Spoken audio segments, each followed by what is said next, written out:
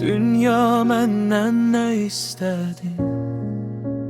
Güneşimi aldın, karanlık gitmedin, sular aktı. Ancak sesim çatmadı. Sen beni duydun mu? Yoksa unuttun mu? İllerimi aldın benden niye? Kalbimde yaralar hiç sağlamır bile. Dünya cevap ver, neydi günahım?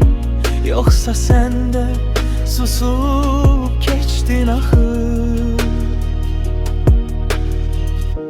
Bulutlar gözümden yaş kimi yaktı. Her sabah ümitler, her akşam yandı. Senin kanunların bana yad kaldı. Hayat bir oyun ama kayda yoktu. İllerimi aldın benden niye? Kalbimde yaralar hiç sağlamır bile. Dünya cevap ver, neydi günahım? Yoksa sen de susup geçtin ahır. Bir gün benden geçersen habersiz, ben de senden kaçaram sessiz sözsüz.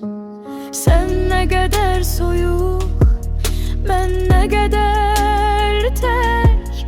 Belki de bu bizim son görüşmek.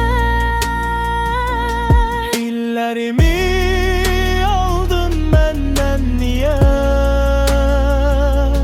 Kalbimde yaralar hiç sağlamır bile.